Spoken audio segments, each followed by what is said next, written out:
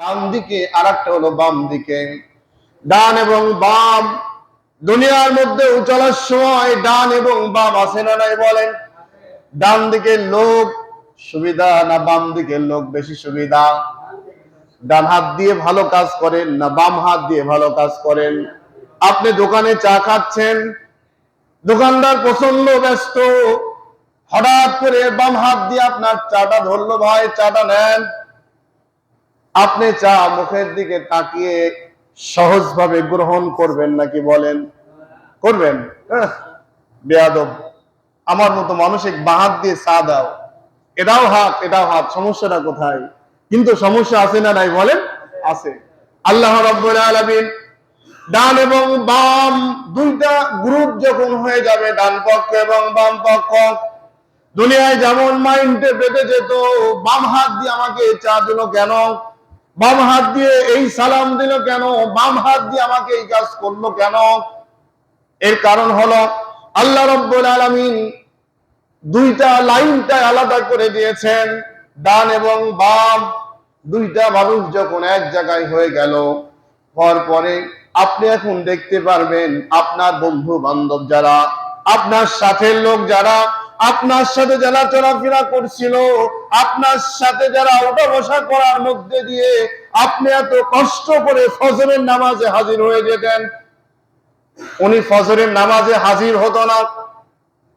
আপনি এত ব্যস্তর মধ্যে জোহরের নামাজে হাজির হয়ে যেতেন, উনি জোহরের নামাজে হাজির হতো না। আপনি আসরের নামাজে চলে আসতেন, উনি আসতো না। আপনি মাগরিব পড়তেন, এশা পড়তেন, উনি কোনো নামাজ পড়তো না। আপনার মতো আপনি সমস্ত কার্যক্রম চালিয়ে যেতেন, এর মধ্যে দিয়ে আল্লাহর ইবাদতটাও বাদ দিতেন না। আছে না বলেন? এত ব্যস্ত, চাকরি, ব্যবসা, মানুষের কাজ করা, রিক্সা চালানো, ভ্যান চালানো, কুলি মজুর ইত্যাদি সব কাজের মধ্যে দিয়েও যারা আল্লাহর খাঁটি গোলাম, ডান পক্ষে যারা চলতে চায়, তারা কোন সময়ের জন্য সওয়াব থেকে দূরে সরে যায় না। ঠিক না বলেন? প্রচন্ড গরম, ঘাম ঝরছে, হাত দিয়ে ঘাম ফেলছে, আর ভালো কিছু দেখার সাথে সাথেই বলছে আলহামদুলিল্লাহ। আছে না নাই বলেন? আর এসির মধ্যে বসে আছে, ঢুকার পরে অফিসের মধ্যে গিয়ে যদি বলা যায় ভাই কেমন আছেন, কয় খুব বেশি ভালো না। কে ভাই? বলে ব্যবসা বাণিজ্য কিচ্ছু নাই, এই খালি খালি আসা যাওয়ার মধ্যে কিচ্ছু নাই। বলি কিনা বলেন? এর মধ্যে কি আল্লাহ সন্তুষ্ট হলো বলেন? হলো না। বিপদের মধ্যে আপনি আছেন, মুসিবতের মধ্যে আছেন, আপনি কোন সময় হতাশাগ্রস্ত হবেন না। আপনি বলুন আলহামদুলিল্লাহ, আলহামদুলিল্লাহ। কেমন? আল্লাহর শুকরিয়া যত বেশি আদায় করবেন, আল্লাহ আপনার প্রতি তত সন্তুষ্ট হয়ে যাবে। হযরতে মূসা আলাইহিস সালাম তুর পাহাড়ে আল্লাহর সাথে সাক্ষাৎ করার জন্য রওনা দিয়েছেন। প্রতিমধ্যে তিনজন ব্যক্তির সাথে দেখা হলো। প্রথম নাম্বার একটা ব্যক্তি, উনি বললেন, ও মূসা, তুমি যে আল্লাহর সাথে দেখা করতে যাচ্ছ? বলল, হ্যাঁ। আমার একটা আরজি আল্লাহকে জানাও। বলো বলো। বললো যে আমি এমন অবস্থায় আর কতদিন থাকবো, আমার কোনো কাজ নাই, কোনো কাম নাই, আমার দ্বারাই কোনো কিছুই হয় না, অহেতুক আমাকে এই পৃথিবীতে আল্লাহ কেন নিয়ে আসছেন বলো? কেন? আমার কোনো কাজ নাই, আমার শরীর কিচ্ছু চলে না, কিচ্ছু হয় না, আমার দিয়ে অহেতুক এই পৃথিবীতে আল্লাহ কেন পাঠালো? আল্লাহ থেকে শোনো। দুই নাম্বার ব্যক্তি বললেন, মূসা, আল্লাহকে বলো, আল্লাহ রাব্বুল আলামিন আমাকে যে অর্থ দিয়েছেন, সম্পদ দিয়েছেন, এত তো আমি চাই নাই আল্লাহর থেকে, এত অর্থ দিলেন কেন? হিসাব নিকাশ করতে আমার সময় চলে যায়, এত মাল সামানা টেনে নিয়ে যাওয়া আমার দ্বারাই কঠিন হয়ে যায়, আমি এগুলো চাই না। আল্লাহকে তুমি বলো কি কাজ করলে আমার এগুলা সব বিলিয়ে দেব, শেষ হয়ে যাবে, কমে যাবে মাল, বলো। তিন নাম্বার আর একটা লোক বললেন, মূসা, তুমি নাকি আল্লাহর কাছে যাচ্ছ, তুমি আমার একটা আরজি জানাই গো মূসা। তুমি দেখো আমার চাইতে হতভাগ্য মনে হয় আর কেউ পৃথিবীতে নাই। সব আরজি গুলা হযরতে মূসা আলাইহিস সালাম আল্লাহ রাব্বুল আলামিনের সাথে মত বিনিময় শেষে বললেন, রব্বুল আলামিন আমাকে এই প্রশ্নগুলা করেছেন, আমাকে বলুন এর জবাবটা কি? আল্লাহ রাব্বুল আলামিন বললেন, মূসা, প্রথম নাম্বার যেই লোকটি তোমাকে প্রশ্ন করেছিল, আমি রব্বুল আলামিন জাহান্নামের মধ্যে একটা ছিদ্র রয়েছে, ওই ছিদ্রটা বন্ধ করার জন্য আমার ওই লোকটিকে প্রয়োজন, সেই কারণে আমি তাকে দুনিয়ার মধ্যে পাঠিয়ে দিয়েছি। দুই নাম্বার হলো, যেই লোকটি হলো এই অর্থগুলা পেয়েছে, এই অর্থগুলা যখন শুকরিয়া আদায় না করবে, প্রশংসা না করবে, আমি রব্বুল আলামিন তার থেকে অর্থগুলা সব ছিনিয়ে নিয়ে নেব। তিন নাম্বার হলো, যেই লোকটি তার আকুল আবেদন জানিয়েছিল, আল্লাহ রাব্বুল আলামিন বললেন, ও মুসা, ওই লোকটি নিজে আমার সাথে প্রতারণা করার কারণে, আমার নাফরমানি করার কারণে তার অবস্থা এমন হলো। লোকটি যখন শুনলো, শোনার পরে বলল, আলহামদুলিল্লাহ, আল্লাহ আমাকে অহেতুক সৃষ্টি করেন নাই, কোনো না কোনো কাজের জন্য আল্লাহ আমাকে সৃষ্টি করেছে। তাহলে ওই লোকটা সন্তুষ্ট হওয়ার কারণে আল্লাহ রাব্বুল আলামিন তারপরে সন্তুষ্ট হয়ে গেলেন, রাজি হয়ে গেলেন। রাজি হওয়ার পরে আল্লাহ রাব্বুল আলামিন বললেন, আমার ওই মাহবুব বান্দার জন্য আমি সেই কাজটা বন্ধ করে দিয়ে দিলাম। সুবহানাল্লাহ। যেই লোকটি মাল এত পরিমাণ, বললেন যে আমার এত, এই করব সেই করব, কিভাবে? যখন তাকে বললেন, লোকটি তখন বলল, এটা কখনো সম্ভব হতে পারে না, আল্লাহ আমাকে এত দিয়েছেন, আমি আল্লাহ সন্তুষ্ট, আল্লাহ শুকরিয়া, আল্লাহর কৃতজ্ঞ গুজারকারী বান্দা হব না, এটা তো হতে পারে না। আল্লাহ বললেন, যদি শুকরিয়া আদায় করো আরো বেড়ে যাবে মাল। আল্লাহ রাব্বুল আলামিনের এই গোলাম বললেন, যত ব্যস্তই হই না কেন আমি আল্লাহ শুকরিয়া বাদে আমি থাকবো না। আমরা আল্লাহ শুকরিয়া আদায় করতেই চাই না। বললো যে ভাই কেমন আছেন, কয় ভালো না। ভাই কি খবর, কয় খুব বেশি না। কেন? এর মধ্যে কি শুকরিয়া হলো, কৃতজ্ঞ হলো? বলেন, শুকরিয়া হলো না, কৃতজ্ঞ হলো না। আল্লাহ রাব্বুল আলামিন এই জন্য কিয়ামতের দিন ডান এবং বাম পক্ষ যখন দাঁড়িয়ে যাবে, ডান এবং বাম, ডান হাত যেমন সম্মানজনক ছিল না, বাম হাত যেমন দুনিয়ার মধ্যে লজ্জিত, বাম হাত দিয়ে যেমন কাউকে খুশি করা যায় না, ডান হাত দিয়ে যেমন সব মানুষকে খুশি করা যায় ইচ্ছা করলে, এখন অনেক জায়গায় আবার ডান হাত দিয়েও অন্যায়, অবৈধ, পাপাচার কাজে মানুষগুলা লিপ্ত হয়ে যায় কিনা বলেন? কলমের খোঁচা দিয়ে, হাতের ইশারা দিয়ে কত মানুষকে বিপদগামী করে ফেলছে, এটা ভাবাই যায় না। আমার ভাইয়েরা, আল্লাহ রাব্বুল আলামিন ডান এবং বাম যখন দুই পক্ষ দুই দিকে দাঁড়িয়ে গেল, এখন আপনার বন্ধুকে আপনি চিনে ফেলবেন, আপনার আপনজনকে চিনে ফেলবেন, আপনার বংশের লোককে চিনে ফেলবেন, আপনি ওই মানুষটাকে চিনে তাকিয়ে তাকিয়ে বলবেন, এটা তো সেই ব্যক্তি, যেই ব্যক্তিকে ভালো কাজে ডাকছিলাম, ডান পক্ষে নেওয়ার জন্য চেষ্টা করছিলাম, কিন্তু সে কখনো বাম পক্ষ অনুসরণ করা বন্ধ করেছিল না। এই দুনিয়ার মধ্যে চলার সময় দেখবেন যত যুক্তি, যত কথাবার্তা, প্রশ্ন ইত্যাদি সবগুলা যারা হলো ইবাদত বেশি করে না, শয়তানের রাস্তা অনুসরণ করে, তাদের মধ্যে সবচাইতে বেশি অনুধাবন করা যায়। সবচেয়ে বেশি জুম্মার নামাজে যাওনি কেন? কয় ভালো লাগে না। কেন? কয় এত কথা শুনতে ভালো লাগে না। কি বলো? জুম্মায় গেলেই এই শুরু যদি করে হুজুররা শেষই করতে চায় না। এমন লোক আছে না নাই বলেন? জানা যায় সুযোগ পেয়েছে আজ, আর সার্ভিনার মাই, জানা যায় এমন কিছু শুরু করলো, মাটি দিবে এসে, তাও কি শান্তি আছে বলো? এমন লোক আছে না নাই বলেন? কোরআনের যত আলোচনা শুনবেন তত সওয়াব আছে না নাই? যত গল্প করবেন, যত তামাশা করবেন, তত বিপদগ্রস্ত হয়ে যাবেন।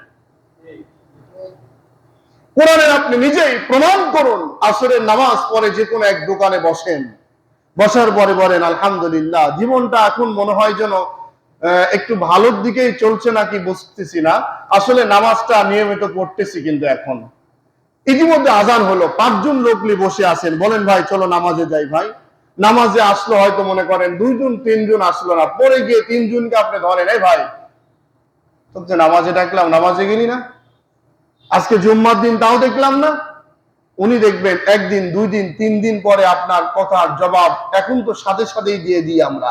দেখবেন ও কত দেখলাম, 2 দিনের মুসল্লি, উনি নামাজি, তোমার সম্পর্কে আমি জানি না, না কত নামাজি ইত্যাদি। আপনাকে দেখবেন ওই জায়গায় আপনি চাইলেন ভালো, আপনার সেই ভালোটা গ্রহণ না করে উনার রাস্তায় অটল থেকে উনি বলবেন আমার ইমানটা কিন্তু দুর্বল মনে করো না, ইমান মজবুত আছে। কি বলো, ইমান মজবুত আছে, আছে না নাই বলেন? এরকম লোক আল্লাহ রাব্বুল আলামিন যে বিষয়টা আপনাদের বোঝাতে চাচ্ছিলাম, সওয়াব কি হবে দেখুন। এখন ডান এবং বাম পক্ষ দাঁড়িয়ে গেল, ডান দিকের লোকেরা বাম দিকের লোকে প্রশ্ন করবে, আর বাম পক্ষের লোকেরা ডান পক্ষের লোককে প্রশ্ন করবে। তারা বলবে মা সালাকাকুম ফি সাকর, ও বাম পক্ষের লোকেরা তোমরা আজকে এই অবস্থার মধ্যে কেন আছো? তোমরা দুনিয়ায় একসাথে চলাফেরা করেছিলাম, একই সাথে ওঠা বসা করেছিলাম, ব্যবসা বাণিজ্য চাকরি, হোটেলে খাওয়া, চাষটলে খাওয়া, দোকানে খাওয়া, বিভিন্ন জায়গায় একই কায়দায় চলতাম। কিন্তু আজকে তোমরা এই কঠিন দিনের মধ্যে কেন? একদিকে মাথার উপরে সূর্য তাপ দিচ্ছে, অপরদিকে পায়ের নিচে মাটি পুড়ে তামা হয়ে আছে। এই উত্তপ্ত গরম, এই কষ্টের মধ্যে তোমরা কেন আছো বলো? অটোভাবে মুখ দিয়ে বলে ফেলবে তারা, অটোমেটিক ভাবে মুখ দিয়ে বের হয়ে যাবে তাদের। তারা বলবে ক্বালু লাম নাকু মিনাল মুসাল্লিন, দুনিয়ায় যাওয়ার পরে তোমরা নামাজ পড়তে যাইতে, তোমরা ভালো ভালো কাজ করতে, আমরা তো ভালো কাজ করতাম না, নামাজে যেতাম না, আমরা ইচ্ছা মতো খেয়াল খুশি মতো চলাফেরা করছি। চলাফেরা করার কারণেই আজকে মুসল্লি না হওয়ার কারণে সর্বপ্রথম আমাদের এই জুলুম, নির্যাতন, এই কষ্টের মধ্যে আমরা আছি। তাহলে সর্বপ্রথম ওই জায়গায় যে প্রশ্নের জবাব হবে তার নাম হলো ক্বালু লাম নাকু মিনাল মুসাল্লিন, মুসল্লি না থাকার কারণেই আজকে আমাদের এই অবস্থা হচ্ছে। তাহলে মুসল্লি আমরা হতে পেরে আমাদের জীবনটা আসলে ভালোর দিকে না খারাপের দিকে বলেন? ভালো দিকে না বলেন? এটাকে আমরা ভুল করছি বলেন? ভুল করি নাই, কিন্তু ভুল করছি তাদের চোখে। এই বয়সে দাড়ি রাখার কথা ছিল না, এই বয়সে পাঞ্জাবি পরার কথা ছিল না, এই বয়সে মসজিদে তাসবিহ করার কথা ছিল না, এই বয়সে 5 ওয়াক্ত নামাজ তাহাজ্জুদ পড়ার কথা এটা ছিল না। এই বয়সে খাও দাও ফুর্তি করো আর দুনিয়ার লোভ লালসার মধ্যে ঘোরাফেরা করো।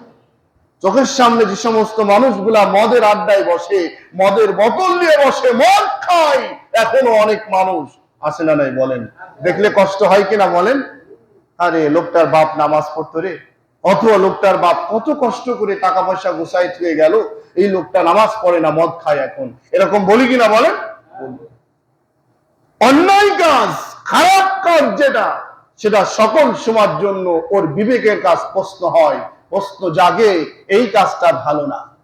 মনে করুন চাষ চলে গিয়ে 4 কাপটা নিয়ে আপনি ঘুরছেন, এই 4 কাপটা হাতে করে আপনি, কেউ ইমার্জেন্সি যদি আপনাকে ডাকে, ভাই একটু কথা আছে আসেন, আপনি 4 কাপটা নিয়ে যেতে পারবেন কিনা বলেন? পারবেন না বলেন? কেন পারবেন? এটা হলো বৈধ খাদ্য। এখন যদি ওইভাবে কেউ ডাকে আপনাকে, মদের বোতলটা বা গিলাসটা নিয়ে আপনি কি যেতে পারবেন? পারবেন না। কেন? চার চাইতে মদের দাম কম না বেশি? বেশি না বলেন? যদি বা খাই নাই, অনেক বেশি। আল্লাহ যেন আমাদের ওখান থেকে হেফাজত করে, বলেন আমিন। জীবনে খাননি, আফসোস করা দরকার নেই।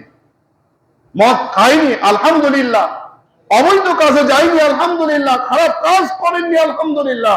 আপনার দিয়ে আল্লাহ ওটা করার নাই। আর যারা করছে তাদের চোখের সামনে সানগ্লাস পড়ছে, তারা এই সানগ্লাস পরার কারণে তাদের চোখের সামনে শুধু কালো মেঘ ছাড়া আলোর রাস্তা খুঁজে পাচ্ছে না। বিবেকের মধ্যে মোহর মেরে দেওয়া হয়েছে। স্বয়ং কোরআন যদি গুনাহে খাওয়াই দেওয়া হয়, তবুও ওই রাস্তা থেকে ওরা ফিরে আসতে সময় লাগবে, সহজে আসতে পারবে না। এরকম লোক আছে না নাই বলেন? ভাই আরেকটি কথা না বললেই না, ঈশ্বর দিতে অনেক মানুষকে আপনারা ওপেন হার্ট সার্জারি রোগী দেখছেন। আমাদের মুসল্লি ভাইদের মধ্যেও কয়েকজন এরকম ছিল। মানুষের জীবন ওপেন হার্ট সার্জারি যেটাকে বলে, দ্বিতীয় জীবন তিনি পেয়ে গেলেন, দ্বিতীয় জীবন। আচ্ছা, ওপেন হার্ট সার্জারি করার পরে শতকরা খুব কম লোকই বাঁচে, ঠিক না বলেন? এটা কঠিন একটি রোগ, আল্লাহ যেন কাউকে না দেয়, আমরা বলি আমিন। এটা খুব কষ্ট। আচ্ছা, এই ওপেন হার্ট সার্জারি করে আসলেন, আসার পরে তার কি জীবনটা নতুন ভাবে আল্লাহ দান করলেন না? নতুন ভাবে দান করলেন, নতুন জীবন পেলেন। এই নতুন জীবন পাওয়ার পরে সবাই সুস্থ বুদ্ধিজীবী বুদ্ধিমান একটি লোক, এখন মনে করুন ওনার দ্বারাই পিছনে যে অপরাধ অন্যায় যে সমস্ত অবৈধ কার্যক্রম গোরা করছিল উনি কিন্তু সব বুঝে জানে দেখে, এখন আসার পরে তার নতুন জীবন দিয়ে আল্লাহর কিছু ভালো ভালো কাজ করার দরকার ছিল কিনা? ছিল না বলেন? ছিল। কিন্তু আমরা চোখে কিন্তু দেখতে পাচ্ছি অনেককেই ওপেন হার্ট সার্জারি করার লোকেরাও মদের আড্ডায় বসে থাকে, মদ খায়, অন্যায় পথে চলে, নামাজ পড়ে না, আল্লাহর নাফরমানি করে, এমন ঈশ্বরদীর মধ্যে দুই একজন আছে না নাই বলেন? আবার মনে করেন না যে আপনাদের মধ্যে কেউ থাকলে আপনাকে খুশি খুশি বের করছি, তা না। এমন লোক অসংখ্য রয়েছে। কেন? এই বিবেকটার মধ্যে উদয় হচ্ছে না যে আমার আল্লাহ আমাকে হেফাজত করছেন, সুস্থ করেছেন, ভালো রেখেছেন। আল্লাহ আমাকে সুস্থতা করার কারণে বাকি জীবনটা আল্লাহর নিয়ামত যতদিন পর্যন্ত আমি খাবো, আল্লাহ শুকরিয়া বাদে আর কারো শুকরিয়া আদায় করব না, ঠিক না বলেন? এই সিদ্ধান্ত হওয়া দরকার ছিল। আমার ভাইয়েরা, এই কিয়ামতের ময়দান যখন শুরু হয়ে গেল, ডান দিকের লোকেরা আনন্দের মধ্যে বসে আছে, কারণ হলো মাথার উপরে একটা মেঘ জমা হয়েছে, প্রচন্ড রোদ। রোদের মধ্যে যখন আমরা বেরিয়ে যাই, বের হওয়ার সময় একটা ছাতা নিয়ে বের হই। ছাতা নিয়ে যখন আপনি রোদের মধ্যে যাচ্ছেন, একটু যখন বাতাস উদয় হয়, বাতাস ছাতা মাথায় দিয়ে বাতাসটা যখন শরীরের মধ্যে লাগে, এই বাতাসটার মধ্যে ভিতরে একটা শান্তি আছে না নাই? আছে না বলেন? উপরে প্রচন্ড রোদ, কিন্তু মাথার উপরে ছাতা, এর মধ্যে আল্লাহ দিয়েছেন একটু বাতাস, কলিজা ঠান্ডা হয়ে যায়। আর যদি গরমের মধ্যে কোনো গাছের নিচে বসে যদি বাতাস শুরু হয়, এখন বসা মাত্র চোখে অটোভাবে ঘুম চলে আসে কিনা বলেন? কেন? কলিজা ঠান্ডা হয়ে যায়। এই কলিজা ঠান্ডা হয়ে যায়। এরা হলো আপনাদের মতো যারা নামাজি দিনদার, সত্যি আল্লাহর জন্য যারা প্রেম শুরু করেছেন, আল্লাহর জন্য ইবাদত শুরু করেছেন, কিয়ামতের মাঠে ডান পক্ষদের জন্য আল্লাহ রাব্বুল আলামিন মাথার উপরে ছায়া দিয়ে দিবেন। সুবহানাল্লাহ। পায়ের নিচে যে তামা থাকবে না, এটা ঠান্ডা হয়ে যাবে। একদিকে ঠান্ডা, অপর দিকে মাথার উপরে ছাতা, এরপরে মৃদু মৃদু বাতাস, কলিজা শীতল হয়ে যাবে, ঠান্ডা হয়ে যাবে। আপনি আরামে সেখানে কতটুক সময় বসে আছেন টেরই পাবেন না। সুবহানাল্লাহ। আর যারা বাম পক্ষের লোক, শরীরের ঘাম গুলা বের হতে হতে উত্তপ্ত গরম, উপরে তাপ নিচে তাপ, মগজ গুলা টকবক টকবক করে ফুটতে থাকবে। এমন ভাবে কেউ হাঁটু পর্যন্ত, বুক পর্যন্ত, কেউ সাঁতার কাটবে, কেউ গলা নিঃশ্বাস বন্ধ হয়ে যাবে, এর মধ্যে হাবুডুবু খাইতে থাকবে, কোনো উপায় থাকবে না। তারা চুস করে আপনাকে দেখার পরে বলবে, ভাই যদি আমাকে এক গিলাস ঠান্ডা পানির ব্যবস্থা করে দিতে, অথবা পানি পানি করে যখন চিৎকার দিবে, এই বিভীষিকাময় অবস্থায় আর শরীর বাঁচছে না, একটু পানি দাও, পানি। আল্লাহ রাব্বুল আলামিন ফেরেশতাদের বলবেন, এই বান্দাকে পানির ব্যবস্থা করো, পানি খাওয়াও। কি পানি খাওয়ানো হবে? এই যে রক্তপুঞ্জ বের হয়ে যার মধ্যে হাবুডুবু খাচ্ছে, সাঁতার কাটছে, গলা পর্যন্ত ডুবে আছে, এই রক্তপুঞ্জ গুলা গরম করে বাম পক্ষের পাপিষ্ঠদের আল্লাহ রাব্বুল আলামিন ফেরেশতাদের মাধ্যমে খাওয়াই দিবে। যখনই খাবে তখন শরীরের ভিতর থেকে লাড়ি বুড়ি গোলা পায়খানার রাস্তা দিয়ে বেরিয়ে যাবে, কিন্তু এটা শেষ হবে না, কতকাল এভাবে থাকবে আল্লাহ ভালো জানেন। হিসাবের ময়দান চলছে। এই সময়টাই বেশি ভালো না আরামদায়ক ভাবে মৃদু মৃদু বাতাসে দাঁড়িয়ে আছেন, এইটাই বেশি ভালো? কোনটা বলেন? আমরা ভালো বুঝি না বলেন? ভালো বুঝি। এই জন্য ভাইয়েরা, সম্মানিত মুরব্বী বাবাজিরা, যুবক ভাইয়েরা, এই দুনিয়া একটা কঠিন জায়গা, পরীক্ষা কেন্দ্র। এখানে যত বেশি কষ্ট করবেন, যত বেশি ভালো ফসল বুনবেন, তত বেশি ফসল কাটতে পারবেন, তত আরামে থাকতে পারবেন, তত বেশি আল্লাহ আর কাল কিয়ামতের ময়দানে সামনে নিকট থেকে আরো নিকটে চলে যেতে পারবেন। এই জন্য আসুন আমরা নামাজ ছেড়ে দেব না। আমরা ডান পক্ষের আল্লাহ সন্তুষ্টের জন্য যত কাজ রয়েছে সমস্ত কাজগুলো আমরা বাদ দিব না ইনশাআল্লাহ। আল্লাহ যেন আমাদের ৫ ওয়াক্ত নামাজ সহ আমাদের আল্লাহ সন্তুষ্টের জন্য আমাদের জীবনটাকে পরিপূর্ণভাবে কবুল করে। আমরা সকলে বলে আমিন। ওকে দাওয়ানা আলহামদুলিল্লাহি রাব্বিল আলামিন। যারা আমরা সুন্নাত পড়ি নাই